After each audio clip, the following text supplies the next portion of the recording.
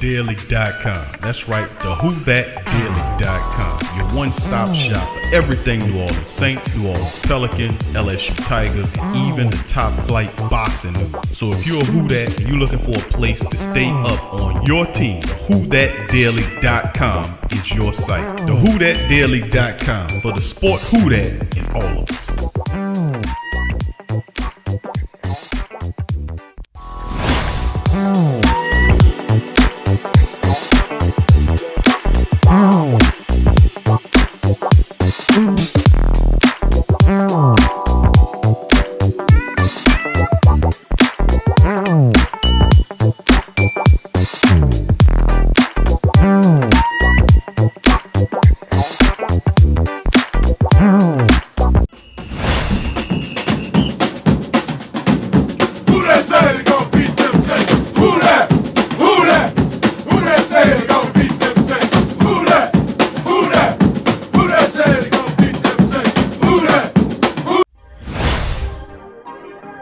Yeah. Well, all right. Like you always say, welcome, welcome, welcome. Number one sports talking D. We ain't like the Falcons, we won't blow the lead. Look, all we talk is who that, who got cut and who back. Rookies in the vets, players you should look at. It's the sports coma, you don't wanna miss it. Got the pre-game, party, post-game statistics. Get a visit from Sway, maybe DC or 5. It's the hottest thing smoking, Big Q and the guys. Go to YouTube Live, make sure you subscribe. Interviews inside the Saints locker room high. Talk to Drew, Jordan, Zach, Peyton, New Orleans, Who That Nation. Best believe when I say we bleed gold and black. Ain't a miracle or rivalry could ever hold us back. No, Beastquake, Bounty Gate, let the truth be told. It's the sports coma, all we know is say Super Bowl. Yeah. You're listening to the Sports Coma with Big Q and the guys on the PRO Media Network.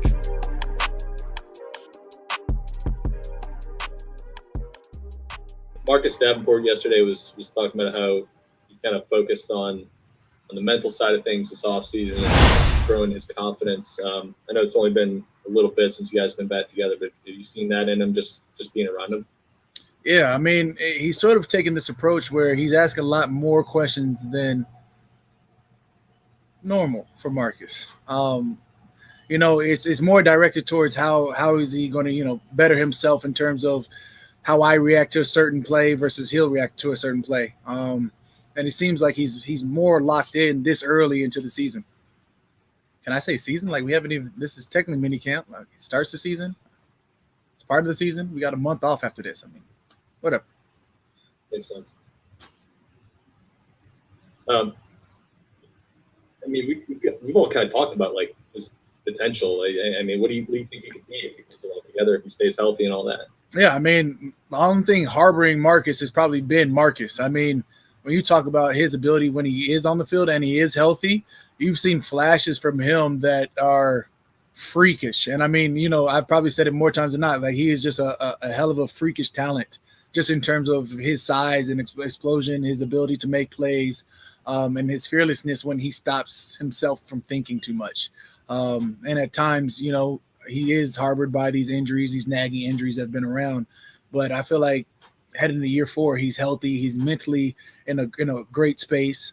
And I think he's physically poised to make a leap this year.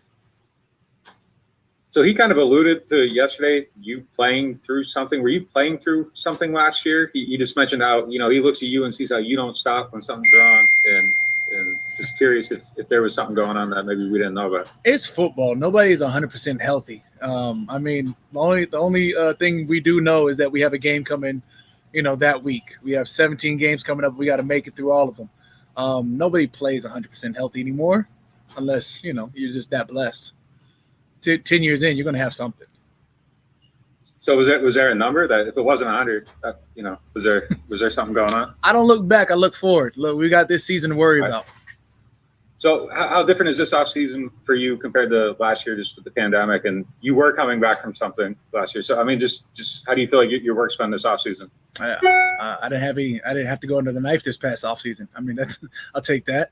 I mean, when we think about what we want to do as a team and how close we've been the last couple of years, last 4 years, going to the playoffs with these Super Bowl hopes. Heading to this training camp, we just got to sharpen our skills. I feel like our defense has to take another step. Our offense has to, do what they have to do. And with Sean and now Jameis having a year of our system under his belt, and Taysom, and everything that we have as a team, I think we're collectively poised to be strong this year.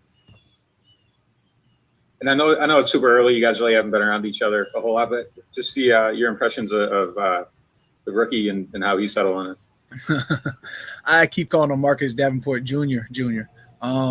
Just I'm not sure if the similarities are, but I had him come to the house and pick up some body armor, some stuff to put up into the D-line room. My daughter thought he was definitely Marcus, and I was like, that's not. I was like, all right. He just walked up to him. Mr. Marcus was at the house. No, Mr. Marcus was not at the house. That is Peyton. That is all right. But she's 4, so she's allowed to make those mistakes.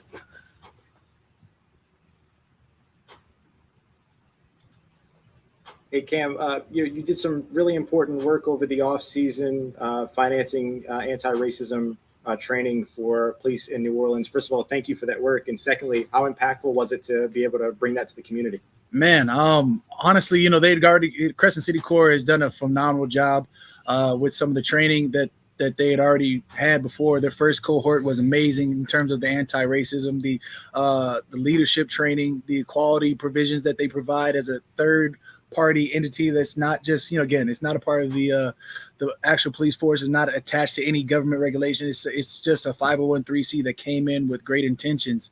And after, looking at some of the regiments of their first cohort, I got excited about it, and talking with them, I got more excited about the impact it could make. So being able to be a part of the second cohort, attending some of these classes with some of these officers, it really gives a feel that at least New Orleans, that we want to aim towards making a better impact towards the community and the policing force.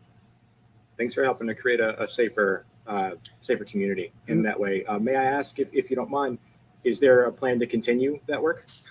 There's always a plan. If anything, if I've been here for 10 years and if you haven't learned anything about me, I'm always looking to see what more I can do. I feel like this community is my second home. They brought me in. Hell, this is my kids' first home. They were all born here. It's not about me. It's about the legacy provided. To look at my kids and know that hopefully they'll be in a better position than I was growing up, it is really a motivating factor. When you think about the community that I've been a part of, everywhere from New Orleans East to living down in CBD to, now being in Metairie and still, being in church still in the East, everything that we do, going to the best bank, doing what we have to do. There's a larger community out there than just what I'm looking forward to. So I'm always trying to affect us in a positive manner. Cam Jordan, ladies and gentlemen, thank y'all for joining me for this edition of the Sports Coma. Big ups to the great Saint Tank. This one called TSC Cat Strap. Saints have signed draft class, plus news, notes, and other things. I got several articles I'm going to go over with the family members. I have several interviews that I'm going to play. That's Cam, the man, Jordan, as he talk about different endeavors that he's doing with the community, as well as his thoughts on Cam. His thoughts on Marcus Davenport, as you heard what he was talking about, the injuries. And like I said, Cam knows, and the reporter asked him, about the injuries. You heard what his response was. But like I was telling the family members, if you pay attention to what's going on, Davenport's been working with Cam. He's been working with Cam and to get his body right, because he's sick of the injuries and he wants to tear up and turn out in this one. And of course, they're really excited about Marcus Davenport Jr., as he calls him, which is Mr. Peyton Turner, the first round draft pick out of Houston, which if you look at their similarities side by side standing, these guys look like they could be related. They have similar style. They're athletic freaks. They just have to get it all together on the football field. And Cam Jordan will help with that transition, as Davenport has to step up and show what he can do. All right, big ups to the flock, the family members in the building. Much love to you guys. Thank y'all as we're going to get through these interviews. And it's not going to be a very long show, family. It's going to be about the summation of an hour time frame with you guys. And of course, once the interviews get done, I'm going to give everybody their due credit. So who that to the Black and Gold family members. Much love to you guys. Appreciate y'all stopping by for a late edition of the Coma. Now we're going to get into the second interview, which is everybody's favorite safety, Marcus Williams. Let's see what he has to say about the upcoming season. Here's Marcus Williams. Was that a surprise to you, or was that something maybe you were even expecting? And were you kind of anticipating anything potentially starts? Oh, that is what it is. I'm just happy to be back, happy to be with my teammates again, and we're just ready to get it rolling. For you last year, do you feel like you took a step forward last year? Like is that kind of what you were anticipating?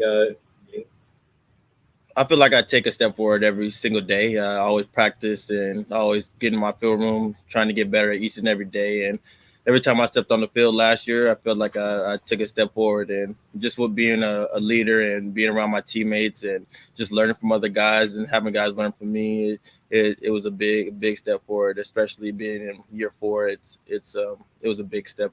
I feel. I know last year your big focus was tackling, and that obviously paid off really well for you. Was there anything this year that you set is like the main thing you were working on? I just keep working on. We just keep working on my game, little bits and pieces of my game, playing man coverage, still tackling. Tackling is something you work on every single year. You don't just stop. You have one year. You don't just stop. But I feel like I just keep getting better at little things with my trainers, and we just keep focusing, dialing in, watching what I need to improve on from the last year's season, and just get better on that for the upcoming season. Marcus, has there been a big shift in your mindset, not just tackling, but being more, I don't know, authoritative or in general? I know a couple of your big highlights last year came separating guys from the ball when at the point that they were going to catch it. And was that a big focus for you, and has it continued to be? I just make plays on the ball. It's just something I do. It's not like, that I couldn't do it. I mean, you could look back on the past year's film and you can see I was doing it then. I mean, you may have seen a bigger emphasis on it because maybe you were a little dialed more then, but it's something I've been always doing since I've been playing DB, and it's something I continue to get better at. I mean, it's never going to be perfect, but I always work to be a perfectionist in everything I do. Is there anything that jumps out immediately about Chris Richard, your first chance to work with him? He's very passionate, and he's coaching us with his passion, and he loves the game. He loves to coach, and he's going to give us his all. And every single time when he steps his feet out of bed, he's ready to go. And he says if I'm not ready to go, I'm not going to take my 2 steps out of bed. So I already know what to expect. He puts his faith in God first, and after that, he comes out and he does what he's supposed to do out here and helping us get ready for this upcoming season. Just for the little days and the little film sessions we've had already, is you could already see it's going to trickle down to the rest of us. And his history, just like working with those great Seattle secondaries and stuff like that, did you guys pay attention to that? Do you know about that? And how do you kind of feel about working with a guy who worked with the Legion and stuff like that? Well, I mean, I never grew up watching football and stuff like that, but hearing his background and being, with the Legion of Boom and with Dallas and stuff like that, they had some good secondaries, and I just hope he's gonna, I already know he's gonna bring that same intensity that he brought with them. He's gonna give us the little bits and tips that he had with them and what made them successful and bring it to us, and we're just gonna put them together from what we had successful and what he has successful, and make it even better over here. Okay, first of all, that's Marcus Williams, and I'm gonna play a little bit more of Marcus Williams' interview.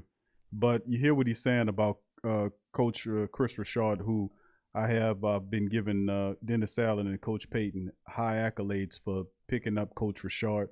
He's a guy that's really good at what he does at the secondary level. He was a defensive coordinator. He really helped players, no-name players in both stints, become pretty recognizable players in systems. Marcus Williams talks about his passion and his focus. And I was watching Coach Richard coach in previous tape. I was watching interviews on Coach Richard to get more of an inside feel about what kind of coach he is. And he reminds me a lot of Ryan Nielsen.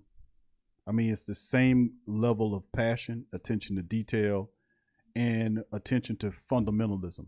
So, I mean, could we, and that's what I got from going back. I was looking at a lot of his coaching film There's interviews from when he was with Dallas and when he was with Seattle. There's a lot of film on that. And you talk about him when you talk about the game. And coaches, they have even players that talk about Coach Rashard and how he coaches them up. And no disrespect to Aaron Glenn, who I thought did a pretty decent job, but I think Rashard's an upgrade. Matter of fact, I know he is, over Aaron Glenn, and to a degree.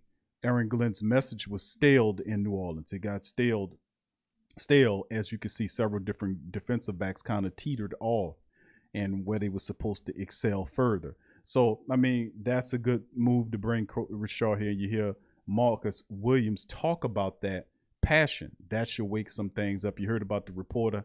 I, of course, laughed at the reporter was asking him the question about him working on his tackling.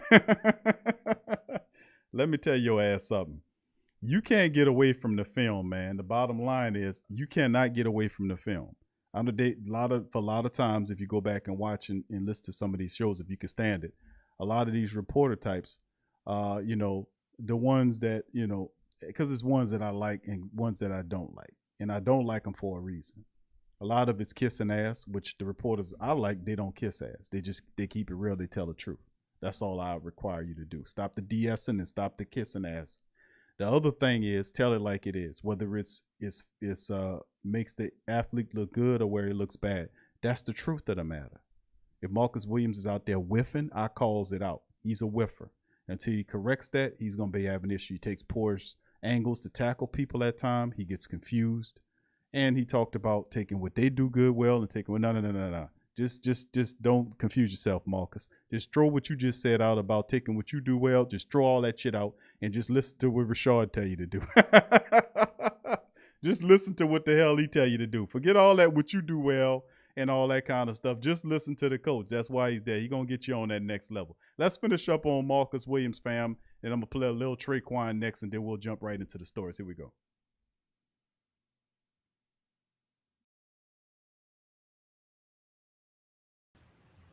Marcus having the different voice in Chris from AG, how much of an adjustment has that been so far? It's only been a short time, so I mean you can't really pick it up yet. But as the season goes on, I'll pretty much get a little better feel. But right now it's just getting to know each other, getting to know how each other are. I've been with AG for 4 years, and just being with him it's going to be new for a little bit. But as we go on, it'll get a little better. Marcus, if I could maybe circle back to the franchise tag, have you kind of reconciled the fact that maybe this year you play under the franchise tag? Are you cautiously optimistic for a new contract? And at a certain point, you say the focus is football, and I don't really want to focus on the contract at a certain point. Right. That's not for me to focus on. My focus is playing, being around the team, and everything else will play out. Will take care of itself. Marcus, you guys are going to have a new starter at cornerback. How equipped do you think this secondary is to absorb that change? Since he'll be surrounded by a lot of experienced veterans at the other 4 starting spots. Right. It's always good to have experienced veterans out here, and we have Marshawn, we have PJ, we have Chauncey, we have Malcolm, we have a lot of veteran guys. P-Rob, we have a lot of veteran guys that are willing and able to help any young guy or any new guy who comes in, and that's just what we do. We always have the next man up mentality. So whoever comes in, no matter who it is, even if it's a guy that's already been here, we're already ready to mold together and get that culture back up and running and figure out what our identity for the year is going to be. And we just know that we're going to have a good coach to help us bring everybody together. Big time comments there by Mr. Marcus Williams, as I'm looking forward to this season with Marcus Williams stepping up, man, and that's what it should be about. This upcoming season, I'm really looking for big steps from Marcus Williams. 67 games of starter NFL level starting experience. 67 games from Marcus Williams. It's time for Pro Bowls, Marcus. It's time for Pro Bowls, man. You got more than enough football experience, my brother. It's time for Pro Bowls. I want to see you excel to that next level. It's time to take it there. Especially when people start talking about paying you 10 plus million or whatever the sum is going to be, the 30, 40 million, ultimately what the contract is going to look like. If you're going to pay that man that kind of money, you got to step the hell up and you better bring your A game, because people such as myself will call your ass out. All right, let's move on to the next one. This is Mr. Tre'Quan Smith, another guy that I listed, Marcus Williams. Tre'Quan Smith, these brothers are the ones that's supposed to take the game to the next level. They are the ones that I'm really counting on to be the guys to move up and get to that next level. What I mean by that, Mr. Tre'Quan Smith, Mr. Marcus Davenport, Mr. Marcus Williams, and several other players who have yet to really define or have an opportunity to establish themselves as starting level, NFL starting level talent. Tre'Quan Smith is there. Marcus Davenport is there. Marcus Williams needs to step up and get to that next level, and it's going to be fun. So Tre'Quan Smith, let's hear what he had to say about upcoming season and other things. I was wondering how that came about. Yeah, I've been working out with Jameis quite a bit this offseason. It pretty much came about as him reaching out to me. You know, he reached out to me one time. He asked me to come, and I was like, I'm not in town. I'm not around right now. And then I actually reached out to him the second time because I ended up being in Tampa. And I was like, yo, I'm in Tampa. He was like, man, I'm not even here. I'm in San Diego right now. And then he was like, man, you know what? Listen, next week I'm going to be in L.A. You got to come to L.A. And ever since then, that week, I've pretty been with James the whole time this offseason. So basically, you had to follow him around the country. Yeah, definitely. But he's a great quarterback. He paid for my flight to get out there. So, yeah, if he paid for it, I definitely have no excuse of not coming.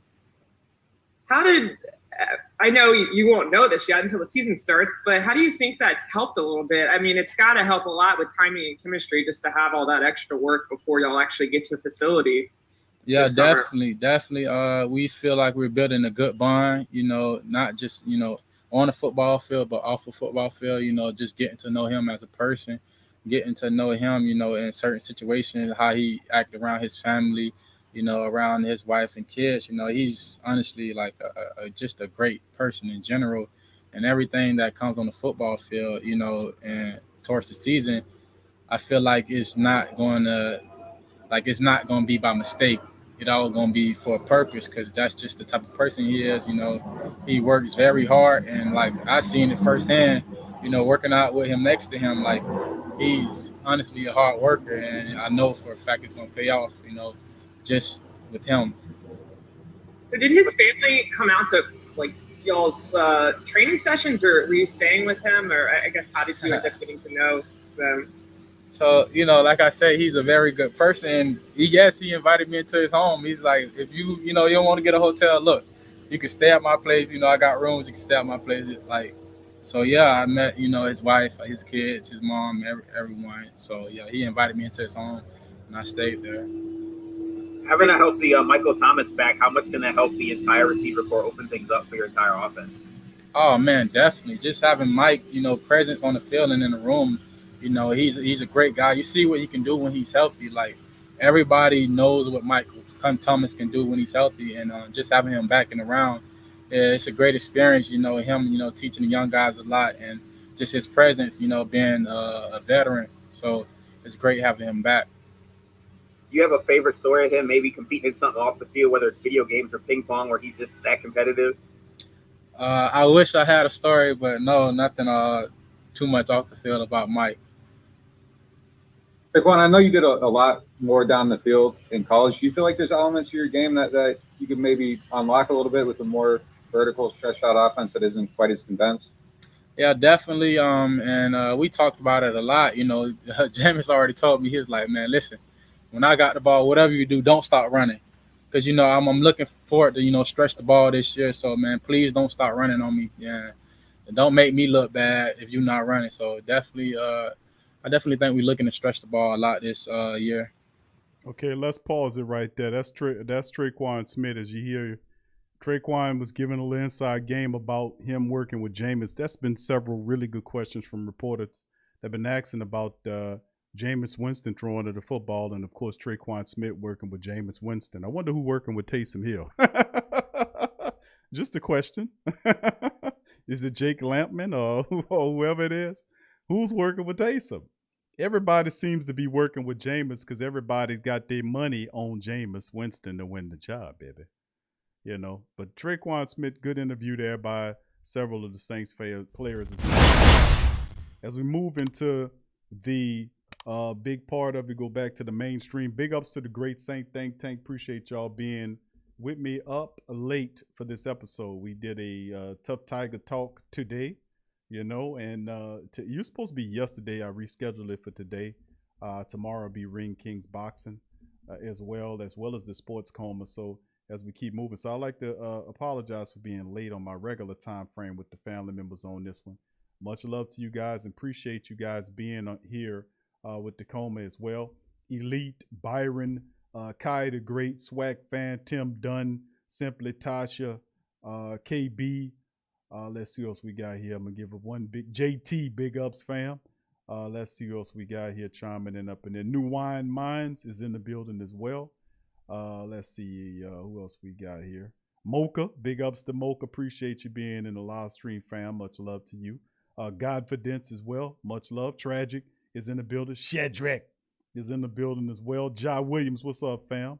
All right, what's up, Clint? Big ups to you. King Logic, how you doing, fam? Appreciate y'all. Brian Pearson as well. Jerry Paul Jr., what's up, brother Jerry's in the building as well. Teal, my dog Teal is in the building. What's up, Teal? All right, as well. Good to see Slim South. What's up, brother? Slim South 504 is in the building as well. Much love, Devin. What's up, Devin? Jesus will save us. Much love to you as well. Pick it and flick it. Much love to Pick it and flick it as well. John, brother John, much love to you as well. Appreciate you being over there at Tough Tiger Talk as well. All right, my dog GM Kev as well. King, Jamal, Big J. What's up, fam? Much love to you as well. Good to see you in the stream, fam. Appreciate you as well. Gabriel Thomas. All right, your King is in the building as well. Appreciate you stopping by as well, fam. Appreciate you greatly. All right, who else we got here chiming in on this thing as well? I think give a shout out to brother Byron. Iceman is in the building. Say he's sick of Mucus Williams. Good grief. Mucus Williams, good grief. Damn. Well, let's see. He might be around a little bit there, Iceman, and let's see what Coach Rashard can do with him, man. I think Coach Rashard can help the brother out, man. All right, big ups. What's up, brother Damien? He says, I'm pissed I missed the Tough Tiger Talk. I was asleep. Well, I appreciate you checking out, bro. We had a good show, man. I appreciate Jim Kev dropping by there, man. He's contributing on Tough Tiger Talk, as well as Uncle Mozzie. A lot of good LSU news we dropped on the show. So if you're a Tiger fan, feel free to join Tough Tiger Talk. Subscribe to it, man. And every Tuesday, we starting Tough Tiger Talk Tuesdays. I know that's a lot of teas, but you know how that go. We doing that every Tuesday. What's up, Bishop? Bishop One Love in the building. Who that to your fam? Who that MVP? Gundam is in the building as well. What's up, Kim? Who that to you, baby? Good to see you in the building as well. Much love to Kim as well, and the rest of the family members. Salute. I salute the great Saint Think Tank, and like I've been saying for a while, welcome, welcome, welcome. You're now rocking with the Sports Coma with Big Q and the guys, where we have intense, entertaining, educating, and enlightening sport talk from your favorite sports family. I'm Big Q, the host, and you're the best of the Who Dat Nation. The Black and Gold Nation is well represented, and I appreciate you guys for being here. Much love to the great Saint Think Tank. Big ups. Big Low, what's up, my brother? Big Low is in the building. Good to see you there, brother Big Low. And you're doing a fantastic job with your platform, bro. Keep up the excellent work. You're doing absolutely awesome, bro. Much love to you. Ramsey, who that to you, fam? Who that to you? Said, what in the world is Marcus Williams smoking before that interview? Sports Coma After Dark. All right. Like HBO or somebody. All right. Yeah, I think a lot of it, man. Listen, we played him just to get insight on some of these players. And Marcus Williams, and listen, fam, we talked about it in I don't know how many shows, because we talk about a lot. When we watch the footage and you put the tape on, there's no way around the tape. You can try to pretend like you don't see it all you want. I'm just going to keep on talking about it, and I do my research, and I know what the hell I'm talking about. So when I watch Marcus Williams struggle, it's not something that's not fixable. His issues are fixable. Marcus Williams' issues are fixable, very fixable.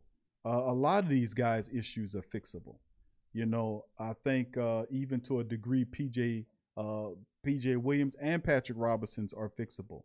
I think Patrick Robinson needs to do a better job of stretching. He needs to stretch more because he keep having these repetitive hamstring issues. He needs to drink more water and he needs to start stretching more. I don't get why he don't get that. You know, even I remember Bruce Lee. Like I always talk about this book, and I lost it during Katrina, but I'm finding that book. Bruce Lee wrote a book on his when he was in the hospital. He did a stunt, and I think he got hurt. He was rehabbing in the hospital. I think he broke his legs or something like that. And he wrote a book, and it had all his drawings in it and everything. And he was talking about the athlete of today not stretching enough. Like you go out there and run around for 2 or 3 hours, and they stretch for 15 minutes. That's not that's not good enough. You can't stretch for 15 minutes and go run for 3 hours. It don't work like that. You got to put in the preparation. You got to put in your time with the stretching before you go and do extraneous work or run around and do that kind of stuff, or you're going to tear muscles. So I like to take, I mean, I reckon, well, I ain't no doctor, nobody, but I know what I use. I use fish oil, and that helps out to keep you lubricated. Very good for the body. Find you a good, go to an herbal store and find you a really good fish oil. That loosens you up, and you don't feel all the stiffs and the aches and pains and all that kind of stuff. A lot of supplements out there really help you out, and it ain't something that you get attached to, you know what I mean? But anyway, big ups to the family members. Appreciate y'all being in the building, man. Much love to y'all, man. Much love to the family members and all of y'all, man. Much love to you guys. Appreciate y'all being here. Now, in this episode, fam, like I said, I'm not going to hold you long. Not going to hold you, baby. Baby, I'm not going to hold you that long, baby. I promise, baby. Baby, I promise, baby, that I'm not going to hold you, baby. But anyway, yeah, I should go over about 3 articles with the family members. We're going to cover this stuff, and then I'm going to see you guys tomorrow for the next stream. And what we're going to do is we're going to cover this. And, of course, we covered this on TSC Q&A because when the news broke about the contract, we covered it on TSC Q&A Live. Had a good show there, and we covered a lot of this news. So I'm going to go. I hear you, Jamal. Oh. Kim says should have gave some of that. I knew you was gonna say that, Kim. That's why I was trying to. They was putting industrial strength petroleum on Jared Cook, and it still wasn't working. He just need to get his dusty, rusty ass up out of here. But anyway, we're gonna get into this article. Give me a second, fam. I'm gonna set it all up, and we're gonna start it off with the show titled article. This cash-strapped Saints signed the draft class somehow. Well, the somehow is Mickey Loomis, baby. You know Mickey. He's the guy that make the sounds that go, talk to Sean. Talk to Sean. That guy. Mickey Loomis made it work. Now, we were saying, Mickey, stop dragging ass and get this done so we can sign the draft class so we can have him in training camp, right? Or we can have him in minicamp, right? Well, Mickey Loomis said, all right, you want me to sign somebody? Well, let me do this in here. And this is what Mickey Loomis did. He came up with, man, what the hell? But anyway, somehow the cash-strapped Saints, this is coming from the Saints News Wire, signed their draft class. And let's take a look at it. Take a bow. And he says, Kai Harley, you know, the New Orleans Saints salary cap expert, worked the books to create enough room. And Harley deserves a lot of credit. But the reality is, you know, that's still Mickey. Mickey is the man over there. But Harley does good work as well. So with that saying, the Saints cap expert worked the books to create enough room to sign the 2021 NFL draft class and then some. According to Nick Underhill, first reported, the Saints signed the rookies by restructuring the contract of Marshawn Lattimore, which was confirmed by Ian Rappaport. It's an impressive considering Saints were cap compliant by only 356 G's. So, and that's according to over the cap. But the reality was, you know, sooner or later, 1 or 2 or 3 things would have happened. Either they extension contract for Ramczyk, extension contract for Lattimore, or the extension for Marcus Williams because his cap deadline is approaching. So sooner or later they would have to make a move and extend out the money to free up the money to make this. Why did it take so long? They have a very, like we covered this last week or the week before, I forget it. So many damn shows we do. Sometimes it feels like one long show to me. I don't know. But we covered this before, and we talked about how cavalier the mentality of Mickey Loomis was when he was at the golfing outing a couple of weeks ago.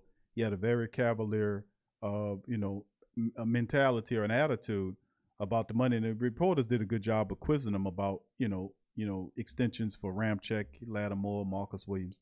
And of course, Mickey just kind of, cavalier went about it.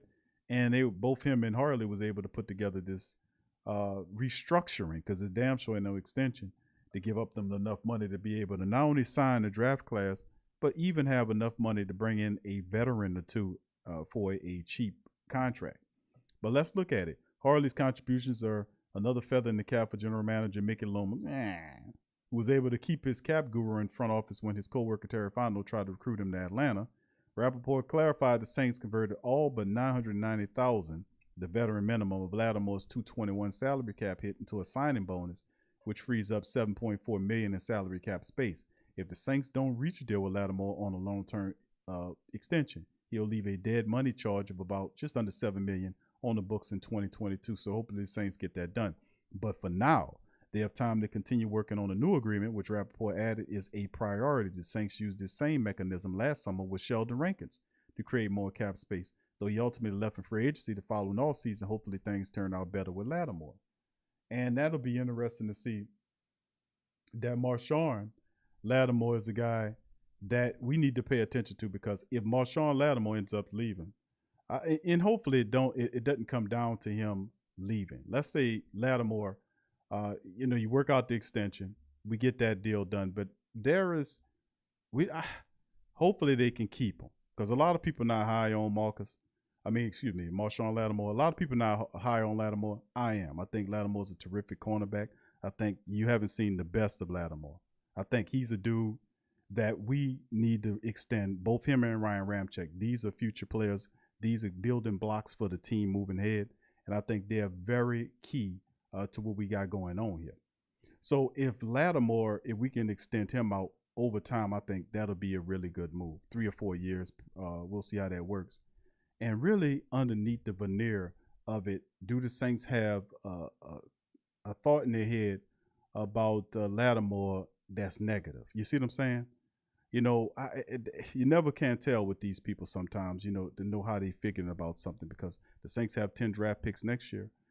Do they just have Marcus Williams and Laddie Daddy around for this year? I mean, we'll see, man. Time will tell, but I really think they need to get these guys extended. They're a big part of the future. All right, let's move on ahead. In the meantime, all 6 of the 21 draft picks are now under contract, which the team announced following the first session of week's organized team activities. That includes defensive end Peyton Turner, linebacker Pete Werner, cornerback Paulson Adebo, quarterback Ian Book, offensive lineman Landon Young, and wide receiver Quan Baker. It puts the New Orleans roster at an 85 of 90 spots filled, and now they have the resources to make a few more additions, which, of course, we know about the Saints hosting Kirkpatrick for a visit a couple of days ago. Ultimately, with the money now freed up, do they ultimately sign him to a cheap deal? Remember, he played for the Cardinals last year for just under $2 million. Can we get the same similar deal, if not a cheaper deal, from Kirkpatrick coming into the season? Would be nice to see. So the cash-strapped Saints have not really cash-strapped anymore. The Saints freed up after the restructuring on Lattimore's deal to get the draft class and still have a few bucks to make some moves in the free agency. How about that for Harley and Mickey Loomis? Not bad. All right, let's move on to the next one. It's Saints Minicamp press conference takeaways. This is from Hendricks of our favorite Saints News Network. Wednesday Saints press conference saw the assistant coaches and several big players take center stage. The Saints had another round of interviews lined up for day 2 of the minicamp festivities as they continue on their offseason workout programs. Wednesday focused on the assistant coaches and several other players. And we did play a couple of things from Cam when he was talking about. And let's hear what some of these breakdowns was on some of here. Here's a takeaway from the press conference. Coach notes and quotas.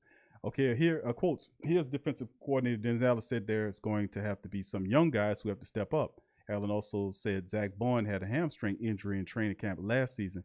He said he lost a week to 10 days of camp reps. Development was slow because of that. On new coach Richard, he's highly competitive, extremely intelligent, brings a championship pedigree that gives him instant credibility. We know that. Allen said that they were just talking about Davenport prior to joining the call and said he's looking like a 4 to 5 year vet. You're beginning to see the light bulb go off, Allen said, part of the past limitations that have been due to Davenport's injuries. So he's been able to go through a full offseason, which we talked about going into this season. After last season was over with, he walked into the offseason completely well, not completely. Well, he was healthy enough to walk number one and finish the season. So going into the offseason, he had an opportunity to work out with Cam Jordan and kind of help his game. So you hear what Alan's saying. Look, he's looking like a 4 to 5 year vet, and you're seeing a light bulb go off. It took a while because of the injuries. But now that the injuries are out of the way, we might be able to see the best that Davenport has to offer. We can see why they traded those 2 first-round draft picks to get the brother. Special teams coach Darren Rizzi says that Gillikin's twin brother has been a starting long snapper at Northwestern the past couple of years. When asked about who would be the holder for the team, in other words, Gillikin has plenty of holding experience with working with his twin brother. Rizzi said whoever wins the job should be the holder. Nolan Cooney has experience too from his time at Syracuse. Offensive coordinator Pete Carmichael said that Cesar Ruiz being at guard is what best suits the team right now, which is really interesting.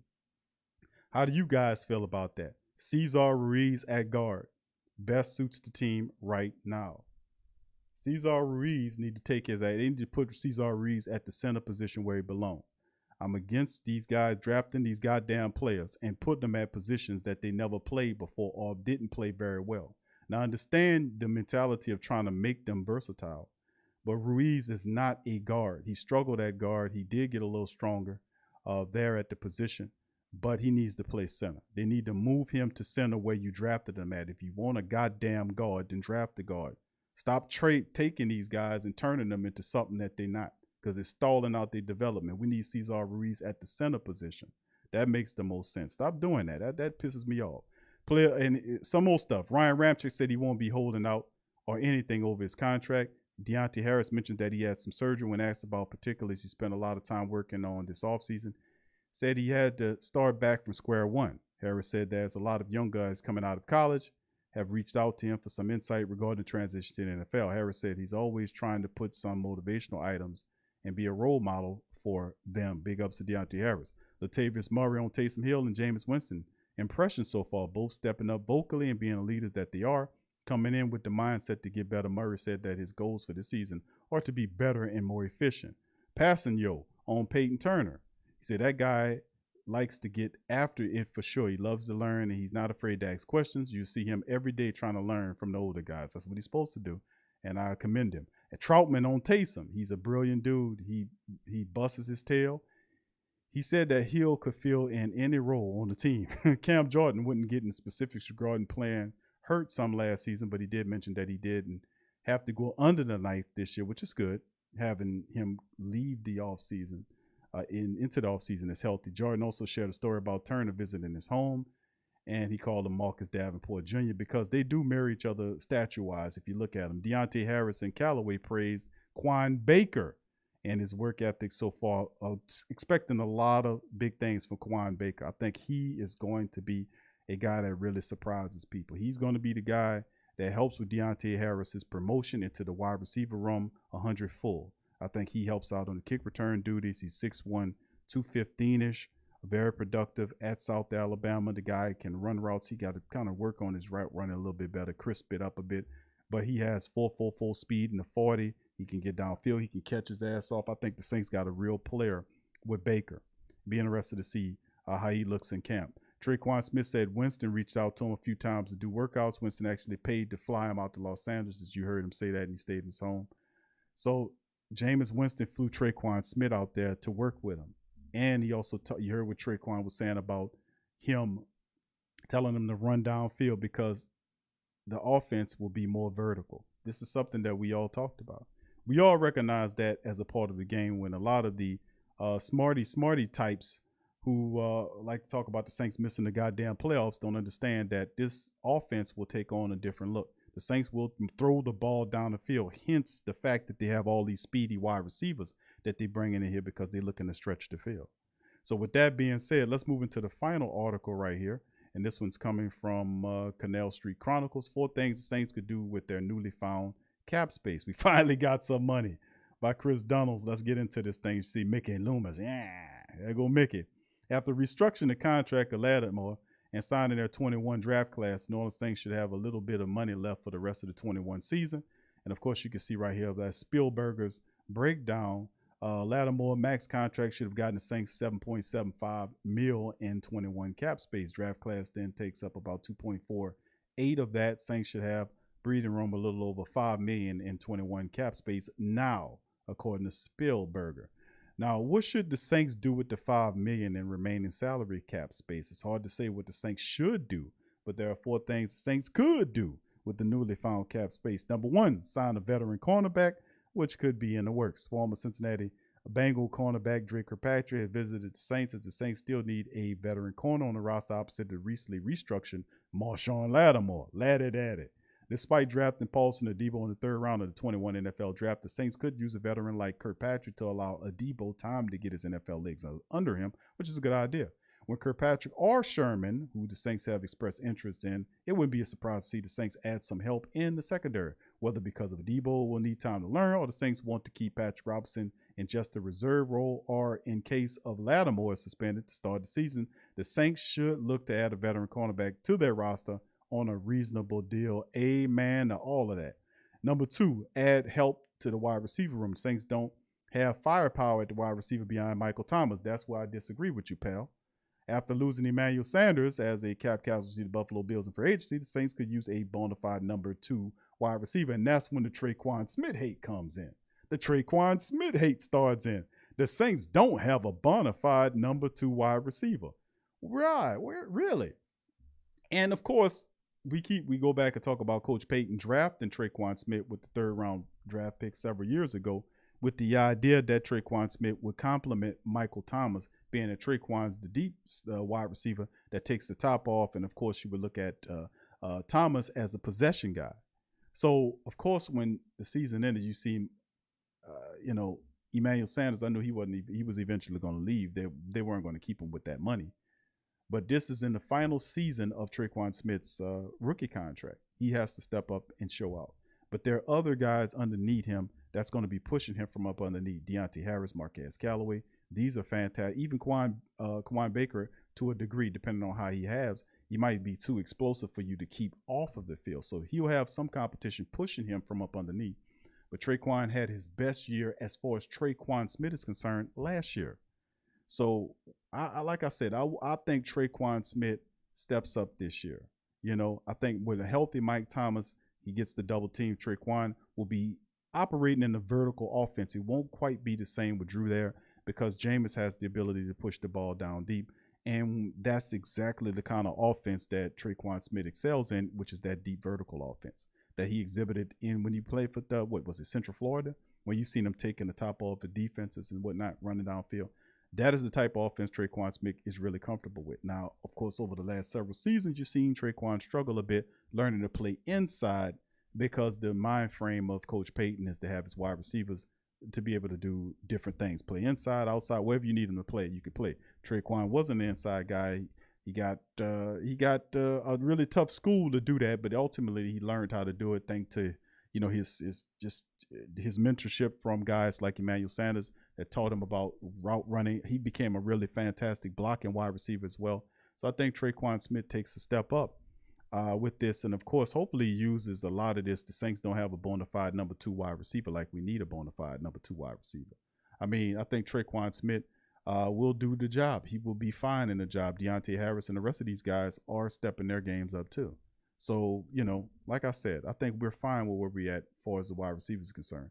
A player like Golden Tate would make a lot of sense here. He's a proven quality receiver with plenty of experience playing in the slot. This is true, but I don't think he plays for no cheap money. Recently predicted he was signed late in free agency, a 1-year deal for a little over $1 million. I don't think that's going to happen. We'll see. So the Saints should have enough cap space to sign a cornerback like Kirkpatrick and add help on the offensive side of the ball. I don't want to say wide receiver somewhere you look at. My call is I like what he said about the cornerback position. I think defensive line could be something depending on who you have there. I have Passanio there at the interior defensive line position, but we'll see. And number 3, add to the cap space extensions to players like Lattimore, Williams, Ramczyk, and even Armstead could free up tens of millions of dollars in 21 cap space if the deal is restructured appropriately. Now, extensions for these players, especially Williams, could happen any day now. So while the Saints might not be able to do much with only $5 million in cap space, they could theoretically do a lot more with something like $20+ million, which would definitely happen once the Saints issue extensions to Laddie Daddy properly. do his contract and Ramczyk. And of course, if they like Marcus Williams so much, they can of course extend him for multiple years, freeing up north of $20 million. This is true. And of course, number 4 says save it. The Saints 21 cap situation pretty bleak, but 22 salary cap might present even more problems. So Saints have about 27.8 in 2022 cap space committed to players that aren't under contract right now in 22. Now that's roughly 13.3% of the maximum of the 208.2 mil in 2022 salary cap. NFL allows teams to carry over unused salary cap space from the previous season, with the Saints carrying 4.1 million in unused salary cap from 21 into the offseason. If the Saints added that to their 21 salary cap availability by extending players like Ramczyk, Lattimore, there's no requirement that the Saints can spend all of their money in 2021. The smarter thing to do with the Saints might be to sit on those unused funds and carry them over into 22 to offset some of the dead cap the team will be carrying over the existing or already released players, which is a good sentiment. That's being responsible with the monies that you're using. And I don't think the Saints spend everything that they got. I think the Saints have taken their time with this whole offseason and been quite economical, with their expenditures. But Ramczyk and Lattimore, you got to have to pay them dudes. Them dudes going to get top 5 contracts at their position. So, I mean, that is, and of course, Marcus Williams is going to get broke off too. The Saints made a commitment, say we want him on this team, and he's going to get his check too. So with that being said, let's go back over the rest of these articles. Somehow the cash-strapped Saints have signed their draft class. That was the article we covered. Also, we got the minicamp takeaways from the interviews we played. We played 3 interviews earlier today in the show, and 4 things Saints could do with their new found caps. So it's interesting, this fam. Like I said, man, it's all very interesting to say the least about how the black and gold is maneuvering. The deal to restructure Laddie Daddy's contract was the most interesting, man, to be honest with you. Very interesting how they handled that. Instead of giving him an extension, they ultimately decided to just restructure the deal to free up the money. But Mickey Loomis is somebody else. He really something else. But we could also use another. Kirkpatrick's not a bad charge as well. Hopefully, we'll see what the Saints do money-wise, because I don't think it's over with yet. I think the Saints ultimately get some extensions done, especially for a guy like Ramczyk. We need to get Ram back in the building and and give him a long-term deal here. And Lattimore too. I think those guys need to be on this team moving ahead for at least 4 or 5 years, preferably. All right, so let's flash to the chat, man. Let me give some shots out to the family members as well. And the rest of the family members, any questions for the family members? I'm going to be on the stream for another 10 minutes or so. Seth, what's up, Seth? He says, I think Lattimore is overrated, but he is a definitive solidified. He says he's definitely a solidified number 1. Yeah, well, a lot of people feel that way about Lattimore. I think Lattimore is good, man. I think Laddie Dad is a good cornerback. But I think we'll see. We'll see. We'll see how it all shakes. We'll see how. What's up, Jarvis? Who that to you, fam? Big ups to you. Big ups to you. All right. So with that being said, what's up, Tasha, baby? How you doing? Big ups to you. Appreciate you being in the building. Mocha. What's up, Ghost? Says Tre'Quan got that heat on them. Yeah, you ain't lying, bro. It's show up or show out, man. It's show up or show out time for some of these people, man. Tre'Quan Smith's one of these guys that got to show up or show up. He's on the final year of that rookie contract. And he's hopefully trying to do it like what Trey Henderson did when he balled out. Hopefully that can be something that he uses well. All right. Thank you, Player Champ, a.k.a. Trev. Thank you for subscribing. Much love to you. Appreciate you. And welcome to the Great Saint Think Tank. Appreciate your family for your subscribing. Much love to Player Champ, a.k.a. Trev. Much love, fam. Appreciate you. Big shout outs to Eric Conter. And let me see another. What's the other name? A family member's listening to us on Eric Conter. Yeah, there you go. Eric, big ups to Eric listening to us on Facebook. Much love to you. I appreciate you there. All right. Damon says, Q, I'm just waiting to see if Alex Arma, he says, I'm just waiting to see Alex Arma. I'm thinking Pro Bowl with him. What you think? Man, listen, bro. I was watching footage of him about, 3 or 4 months ago, and watching how he opened up holes for McCaffrey. How he did it for Davis, who when McCaffrey went down, Davis was still running that ball really well, man. Earned him a deal with Atlanta. Mike Davis ended up leaving Carolina to Atlanta, and as it stands, look like he might be their number one back. But Armah is a piece. We don't make a lot of people don't make a big stink about getting a fullback, but the deal is he's an athletic fullback that can play multiple positions for Coach Payton. And you give Coach Payton an athletic fullback, that's insane because Coach Payton has the imagination to use him as a fullback. Besides a fullback, H-back, tight end, line him up in the slot. Remember, he did that at Carolina. He also is a hell of a special teams player as well. So he will help improve the special teams, which is something I was really blasting the team for last year. In my opinion, they took a step back in special teams. The statistics fortify that point because if you take a look at how they played last year, they were tops in the NFL in kick return attempts and punt return attempts and no touchdowns, not even close. You know, you put the tape on, you're watching, they ain't blocking for the man, and it was pathetic last year. And I'm glad they got a lot of them slow ass bastards out of here. Who was, Justin Hardy was, Craig Robertson, a lot of these old slow players, man. We needed people that was fast that can keep up, and just glad to see some of these guys we have here that want to play special teams, that have the athleticism to play special teams that can help out, man, because, boy, we took a step back, and we really need that special teams to step up and play. Remember, Tommy Morstead's no longer there, so Will Lutz has got to be a guy that has to step up and take command of the special teams unit, where Tommy Morstead was the man for many years. He brought that, he solidified it to a great degree. Now it's Will Lutz.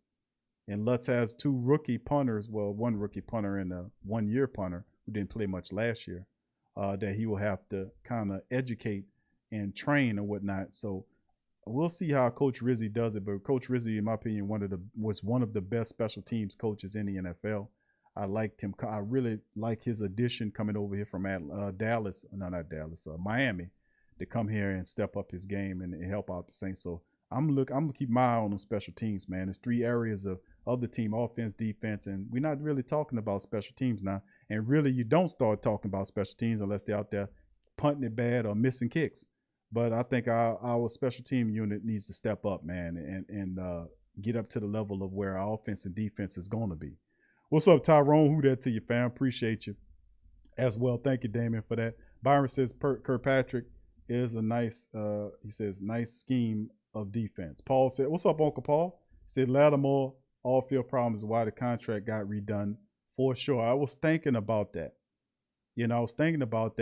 Not an extension, but a restructuring. It's like, Saints have 10 draft picks next year. What are the Saints like? I mean, because you would think, oh no, Q, they wouldn't get rid of Lattimore. When the season done, you like they wouldn't get rid of Jackrabbit. Well, Jackrabbit's old, Q. The man ain't that old, man. I mean, he still can give you 2 years worth of service. That's pretty much the contract he signed with Tennessee. So I mean, but we'll see, man. It's these are strange times for sure, man. To see how it happens. Like, I would have not made some of the moves, like bringing PJ Williams back and Ken Crawley back. Those are moves that I most certainly would not have done. So the Saints do moves that make you scratch your head at times. And then they talk about they don't have no money, and when we don't have the money, but you give PJ Williams $2 million, as opposed to, and who's better in your opinion? Y'all answer this in the chat. Y'all tell me, who's better? Is it PJ Williams or Kirkpatrick? Who y'all guys think are better? Who's a better cornerback? Now, I know PJ is a little younger than Kirkpatrick, but if you don't even take a starting level experienced cornerback, you take somebody else that's in the top 5 free agent cornerbacks out there. Most certainly, they got guys out there that'll play for less than $2 million. We don't have to keep bringing PJ Williams back up in here, or even Ken Crawley for that matter. There's a ton of new people out there you can bring on this team. We don't have to keep circling trying to recycle these canned goods. So I don't agree with it, but you never know, man. That whole little issue there, and of course, if you remember how Lattimore, how he responded in the interview when they were talking about it, how he didn't want to talk about it. I wonder how, because listen, that's never a good thing to have happen when you at the back end of your contract and the team is contemplating whether or not to give you that kind of money. You don't give them a reason to say lowball you, and based on what I was reading about Lattimore's reaction to that, he wasn't really happy about that. I mean, he would have gotten that money anyway, but the reality is he wants that extension because he feel like he earned it. So it's very strange. Me, ultimately, I say they have to resign both Ramczyk and Lattimore. But like I said, you never give them a reason, man. You don't give them no reason to do stuff like that. And some of the times they use it against you. They'll lowball you when the money comes. So we'll see how it all looks, man. Like I said, man, you think they wouldn't do that? Hell, you don't know. Man, let me tell you something. You don't know these goddamn people like that. They'll flip on you in a second. They'll use whatever they need to use to get a cheaper price off you. Well, we don't think such and such. I mean, you never know, man. Like I said, I done seen some stuff, man. I done seen some stuff out here. All right, Ram says, hey, Q. Tre'Quan said in his interview today that Jameis is ready to bring back that air raid offense. Can't wait. Yeah, I know. And that was a bit of, for the people that says we don't have a bona fide wide receiver. A lot, and like I said, bona fide wide receiver, Mike Thomas, Alvin Kamara, these guys was not household names, man.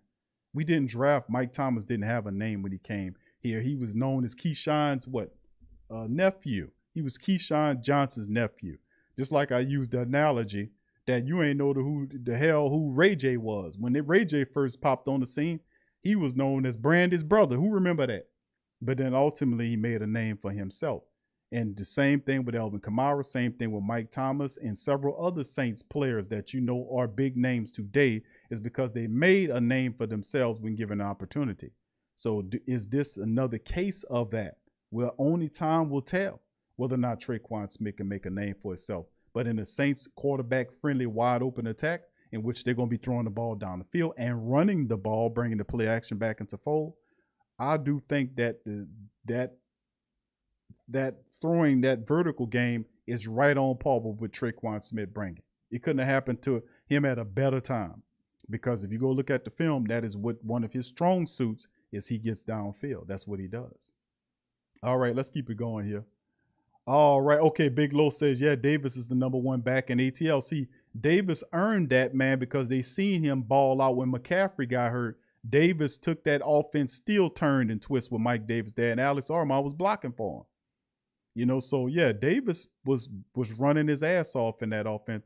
I know because I think I had McCaffrey and Davis. When McCaffrey went down, I picked up Davis for my fantasy team, and he gave me some good value there. So yeah, Mike Davis is a hell of a running back, man. All right, thank you, Tasha, for putting that up there. Byron says Thomas fully healthy for upcoming season this year. Troutman, every wide receiver could. Yeah, and good point there, Byron. And that's another person you need to make mention of. Of course, Troutman was there talking today, and a lot of people don't know him. But like I say, man, like a lot of these guys, and I keep bringing that example about you ain't know who no Alvin Kamara was. He wasn't no big name player, and neither was Mike Thomas. Neither was Cam Jordan. Neither was David Onyemata. None of these guys that we drafted didn't come in here with no big names. They weren't superstars. They became superstars in the black and gold building. They were given an opportunity, and they took full advantage of the opportunity given. And a lot of credit has to be given to our excellent coaches, our assistant coaches, our position coaches. They do a fantastic job of getting these guys on par. They do an excellent job. I got to give it to them. All right, let's keep going here. Who the hell is this Yo King dude? Is this dude a freaking English teacher? What is it? What is he saying? What the hell is this guy saying? You listening to the show? Or you trying to? Who the hell is this guy? Who the hell is this? Who the hell is this guy? You got a show partner? Let me get on your show and run your goofy ass down. Who the hell is this guy? All right, let's go. He said, go get Sherman. Tramal said Kirkpatrick is better. It's better with, okay, no. Yeah, I agree with you. I get you on that. I get you. Kirkpatrick is better. I give you that. All right, Paul says, Q, don't be shocked if Saints put, okay, no, I don't know. I wouldn't say that. I wouldn't say all that. I'm not going to say they put up. I wouldn't be shocked if they put them on the street. I would not be shocked at all. But anyway, I don't know, man. I hope they don't do that. But it's most to the story. Listen, let me tell you something, man. They privy to shit. Them people get privy to shit. They privy to shit. You get what I'm saying? They privy to stuff. They privy to stuff that we don't get. And most of the time, I see the tea leaves because you pay attention to what's going on based on, you just have to have an insight, man, to see what's going on. That whole thing with Laddie Daddy stunk to high hell. You know, that whole thing stunk to high hell. And you never can tell. They might have been looking for a reason to get from up under them. I don't know, man. I just hope they don't pull it. But then again, the kind of moves they make when it come down to players and their contract, their final years, like, think about it like this. My shit. Good grief. Think about it like this. Remember what it took for Alvin Kamara to get his money. Remember what it took for Michael Thomas to get his money. At first, remember what it took for Drew Brees to get his money after that first contract. They ain't play with him after that second one. I'm saying this, man, is that the Saints, like, it's a bad look. And I've been blasting their ass about this for years. When guys, they want these guys to ball out and show up and step out and ball out. But when these guys step up and ball out, they don't want to pay them. They don't want to pay them. Like Jimmy Graham stepped up and balled out. And it was the question of whether or not Jimmy Graham was a tight end or he was a wide receiver. Well, the Saints knew the question. The Saints wanted to pay him like a tight end because it's cheaper for them to pay him like a tight end. But the truth was, he was making the point that, listen, you lining me up like a wide receiver the majority of the time. So how you don't want to pay me? You using me like a wide receiver, but you saying, yeah, I'm using you like a wide receiver, but you a tight end. So I'm going to pay you like a tight end. He was like, no. If you lining me up like this and I'm giving you all these goddamn catches, then you need to pay me. And they didn't. They paid him and then traded him. So my thing is, if you step up, you got to pay that goddamn man. Pay him. And that's the issue. Like, most of the time, the Saints, and they slowful with the shit. Alvin Kamara, they were slowful on that to get that deal done. They were slowful with the Mike Thomas deal. They got kind of a little nasty with each other. Remember what happened with Ingram on his last deal? They haggled over $1 million and Sean Payton got involved with the process. Sean, you ain't got nothing to do with that. Why was you involved in that? But see, that's what I'm saying. They play with everybody except for Drew Brees. Drew Brees, they don't play with Drew when it come down to that goddamn money. They gave him a blank ass check and tell him, listen, you write whatever you want. But everybody else, they play around with him. They play around with him. So all I'm saying in the end of the day is, you're absolutely right, fam. I got to give it to you. Is that the bottom line is, you never know what the Saints are going to do, especially when they cap struck. They're still not out of the woods yet. They got a lot of shit they got to do. They got 10 draft picks. You never know how silly we might get and try to move up to get a cornerback and do this. Maybe next year they take a cornerback and say, well, we can start all over again and get ready. You never know, fam. Only thing I know for certain is that Ramczyk is going to get paid. Lattimore made it difficult on himself with this whole incident because it's at the negotiating time, even though it shouldn't matter like that. But, you know, being that he showed you everything and he just had one offense off season, and he was like, okay, that, and the third. But you never know. They real finicky, man. But we just have to keep an eye. But I don't like that. I was like, okay, free up the money, but I didn't like the restructuring. I was like, okay, if you're going to touch his contract, why not extend him out? You see what I'm saying? Y'all follow me on that? Put one in the chat if the family members feeling me on that. Because I was thinking to myself, like, okay, they restructured him. Okay, why touch his contract if it's not nothing but an extension? Why touch it and do that? Or we going to restructure you? Okay, then why restructure him? Why you didn't restructure Ramczyk? Why restructure? You see what I'm saying? If you start thinking like, okay, something not right, and then his response to it and his behavior after that happened, he wasn't pleased about that. So it's something is awry about that whole little deal. That's all I'm saying. Because if you wanted to extend out money, if the truth is, who has more money on the books? Isn't it Ramczyk? Ramczyk is at 11 million. Lattimore was at 10. So why didn't you restructure Ramczyk's deal? Why you didn't say, okay, here, Rammy, we're going to give you this much money and we're going to take this much money. Why touch his deal and not Ramczyk's deal? Huh? You know, so you might be on to something there, Brother Paul. Something wrong with that, man. I'm telling you. And what really tipped me about it was when I seen Lattimore's response to it, he wasn't pleased about that. Not at all. Because he wasn't looking for no restructuring. He wanted it to be extended. So we'll see. We'll see how it all, maybe it's speculation, but you know how it goes. Where smoke is fire. All right. What's up, Claude and the rest of the fams? All right. Thank you for that. What's up, Minister? He said, I don't like Thomas's attitude. You don't like Mike Thomas' attitude, Mental Spear? Is that what you're saying, brother? What's going on there? I don't need to say you don't like his attitude. He hadn't said anything to my degree unless he said something I wasn't following. Mocha says in sports, they will tolerate you as long as you're productive. Lattimore is productive. He will get a long-term contract. All right. I hope you're right on that, Mocha. I hope you're right on that. I hope you're right on that. But, you know, I think he should stay. Paul says Kirkpatrick is better but older than Pat Robinson and P.J. Williams. All right. Damon says, Q, I understand we need more depth at the cornerback, but I think we need the most depth at linebacker. Just my opinion. I don't think so. I think linebacker is okay. I think linebacker, but you might say Quan Alexander. Is that what you're hitting at, Damian? You want to see Quan on the team? Is that what you're hitting at? I don't know. I mean, Quan, we'll see, fam. But, you know,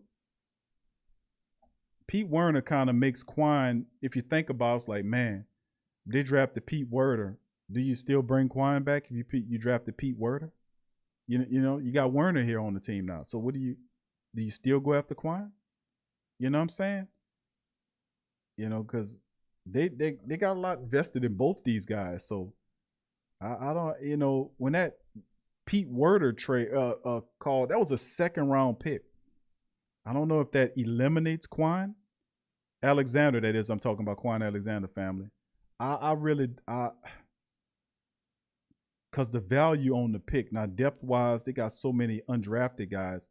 It's not like the Saints went out and got like a mid-level linebacker, you know what I'm saying? They got this Poling cat, you know, but he's mostly a special teams dude. You know, somebody can compare him to like the guy we got rid of to San Francisco. You know, he a potential one of him. I don't know, fam. We'll have to see on that. All right, what's up with the rest of the family members? Tyrone, Mr. Pops 3000. Lorenzo, what's up? He said, do you think the Saints going to other teams trading for a cornerback or wide receiver? I don't think so, Lorenzo. I don't think that happens, bro. I think the Saints are going to try to pick up somebody in free agency or, you know, Robert, what they have. I don't think a trade. The Saints are going to involve themselves in the trade at this juncture, unless injuries occur, you know, down the line. But at this time, I think they'll just hit the free agency up. All right, Marcos, what's up, fam? Good to see you. DLP, what's up, brother? Good to see you. Tori, what's happening, Tori? Big ups to you, fam. Appreciate you being here. So, I mean, this is my thing, man, what I'm talking about with the Saints, man, tonight. And I'm in the stream on that, fam. I ain't mean to keep y'all so long tonight. It's been a long day for me. Been a very long day for me. So I apologize to the family members. I might be a little snippy tonight. I had a long ass day today. Let's just put it like that. So y'all just gonna have to pray for me and pardon me today. Much love. You know, I love all y'all and I appreciate y'all, you know. But big ups to the rest of the fam. Big Sean, what's up, Big Sean? Good to see you. What's up, Dedrick? Big ups to your fam as well. Damon says, no, Big Q, just feel like we don't have veterans. I know we have Davis, but yeah, that is true. That is true. And, you know, and the thought on the streets is, you know, Quan Alexander, if he could pass the physical, then he'll be on the team. So we'll see, bro. I wouldn't be upset about him being here, and he most certainly won't cost you a lot of money. So, you know, we'll see. But that's not a bad call. Yeah, you're absolutely right. There are really no veterans. You know, the most veteran linebacker you have behind Demario Davis is what? Is Caden Ellis. Caden Ellis is the most veteran linebacker you have because the rest of those guys are 2-year players.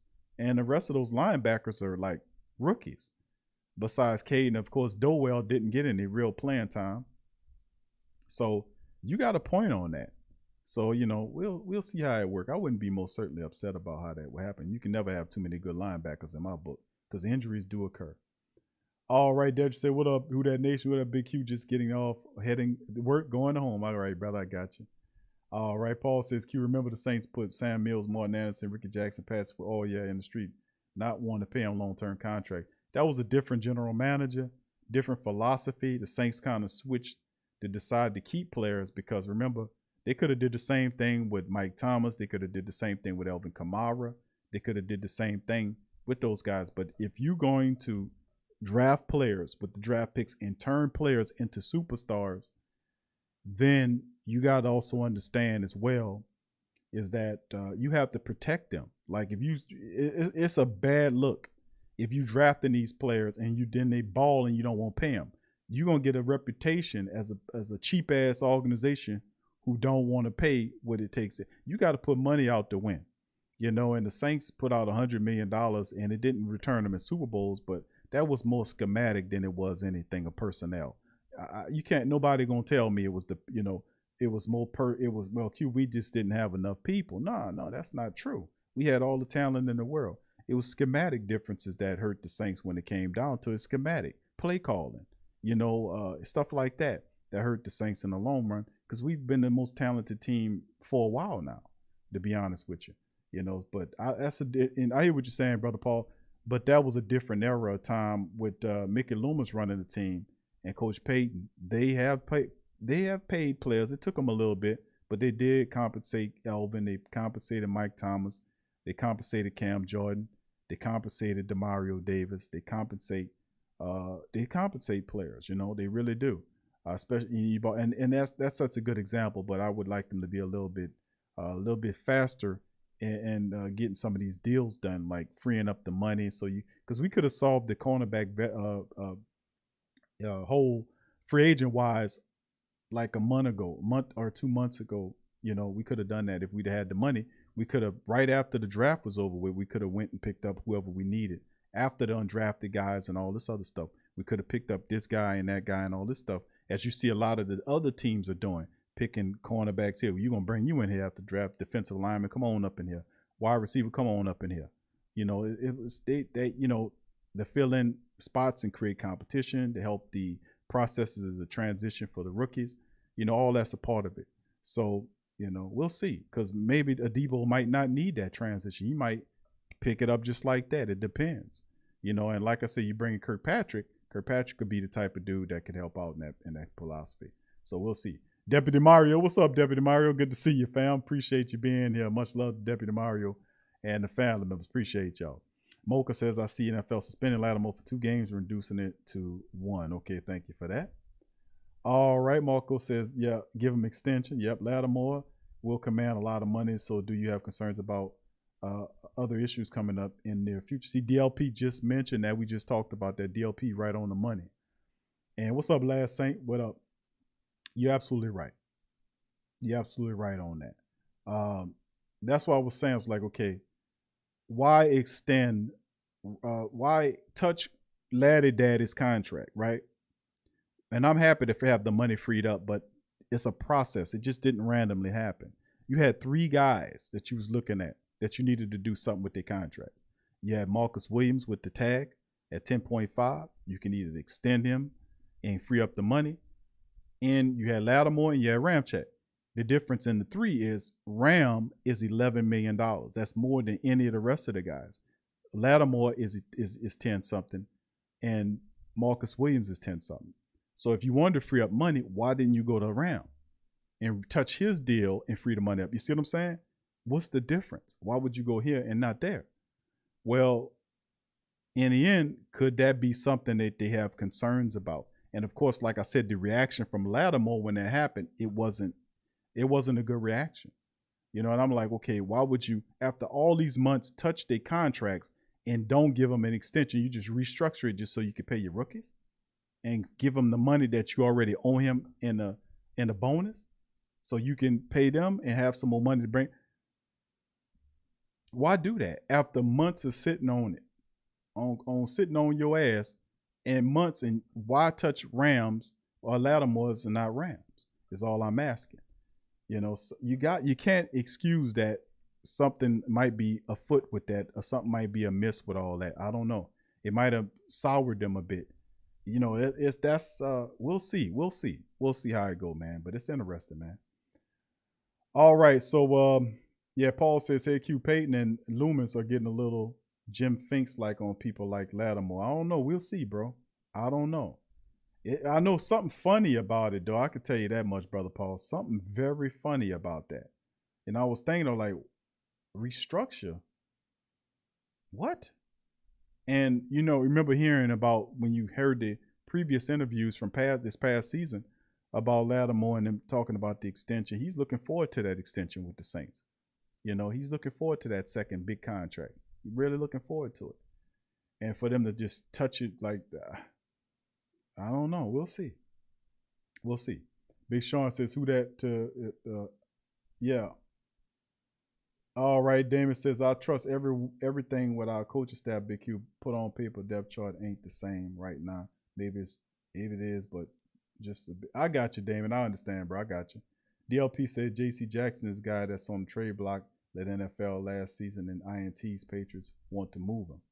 All right. You think the Saints want him? You know, I don't think the Saints are. they really cavalier right now, man. I'm telling you, man. They're super cavalier. Paul said the NFL is still big on any drug, gun, or any violence problems with players that league. Yeah, I know. I get you on that, Brother Paul. But I hope that's not the case, man. We'll see. It's something funny about it, though. Byron says Ramczyk be getting paid next, but since they're restructuring Lattimore's contract, they'll both be done. Okay. Williams being paid real soon, July the 27th, training camp. Yeah, they're supposed to be the cap, the tag deadline that's supposed to come on. So, you know, we'll see how it all shakes. It's supposed to be on the 15th, and we'll get it. But with that being said, fam, I'm going to tip out on that. I appreciate y'all chiming in on the show tonight. Please feel free to hit the like button, hit the subscribe button. If you hadn't already hit it, hit the like button. I appreciate y'all. We're doing this late show. I had to do it as opposed to just pop up here and just say to, you know, the family members, you know, I was doing, what was it, Tough Tiger Talk tonight? It went a little later. But it's all right. I was making sure that I had to come and holler at the Great Saint Think Tank and the rest of the Who Dat Nation just to share my thoughts on what was going on and hear you guys' thoughts as well. So with that being said, I'm going to tip out on that, man. And, man, feel free to hit the like button, hit the subscribe button, hit that goddamn bell as well as we keep it moving. And listen, family, I will be back on the Thursday show. We'll cover some more news, notes, and items as well. And like I said, I appreciate that. Thank you, Tasha. What's up, Tack? He says, we dumped Willie Snead over a DUI. Lattimore got to earn this extension. He didn't earn it in the last 4 years, bro. What you think? Tack, you don't think Lattimore earned it the last 4 years? But also be thankful, you know, think about it too. They make mistakes too. You know, everybody makes mistakes. And did Lattimore have a history of making mistakes prior to this? Remind me, let me know. I'm asking a question. I'm not, you know, throwing a theoretical question out there. I'm asking the Great Saint Think Tank, did Lattimore have any other off-field issues besides this foolishness that occurred a few months back? Y'all let me know. And if the question is no, then the Saints shouldn't hold that against him. Not rightfully anyway, you know. So did anybody hold it against Peyton when he was involved in them pain pills, him and Mickey? With that, did we hold that against him? No. So you know, everybody have issues and mistakes. But to my recollection, Lattimore is not a guy that gives you all field issues. So if that's the case, then we'll see, man. If you know, we'll see. Time will tell, bro. But something definitely is wrong with that. I ain't gonna lie to you. Iceman said, "Hey Q, do you think that Laddie would take that personal?" I've something wrong with that, bro. I mean, his response to it is didn't like it, and of course, you know, he played well enough to earn an extension with the Black and Gold Saints. You know, he really did. He played well enough to get a contract. People can't tell me that you're going to tag Marcus Williams and get ready to pay him, but don't pay Laddie Daddy. Huh? That don't make any sense, man. You know, that don't make any sense to tag Williams, but think about moving Laddie Daddy off of one incident off-field issue. That's not what is a misdemeanor. It ain't like it's what was it? I forgot what it was, but it wasn't nothing heavy that required him getting, you know, time, you know, extensive time or whatnot, you know. So then again, is it something that they're keeping from us? You know, we'll see. All that'll be opened up sooner or later. So with that being said, I appreciate you, family. Y'all, I'm going to holler at y'all Thursday tomorrow, and hopefully I don't have another long ass day where I come at y'all super late. So listen, I appreciate y'all. I love y'all, man. And I'm going to see y'all tomorrow on the next show. Who Dat? And I'm out. Yeah. Well, all right. Like you always say, welcome, welcome, welcome. #1 sports talking D. We ain't like the Falcons, we won't blow the lead. Look, all we talk is who that, who got cut and who back. Rookies in the vets, players you should look at. It's the sports coma, you don't wanna miss it. Got the Pre-game party, post-game statistics. Get a visit from Sway, maybe DC or 5. It's the hottest thing smoking, Big Q and the guys. Go to YouTube Live, make sure you subscribe. Interviews inside the Saints locker room high. Talk to Drew, Jordan, Zach, Peyton, New Orleans, who that nation?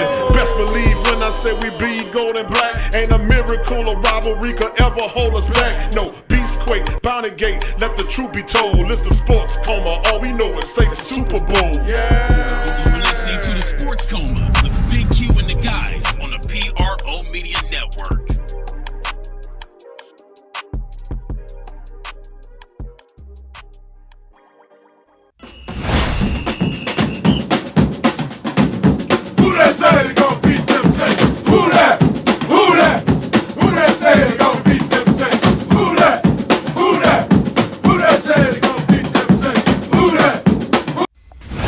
Daily.com. That's right, the WhoThatDaily.com. Your one-stop shop for everything New Orleans Saints, New Orleans Pelicans, LSU Tigers, even the top flight boxing news. So if you're a Who That and you're looking for a place to stay up on your team, the WhoThatDaily.com is your site. The WhoThatDaily.com for the sport Who That in all of us.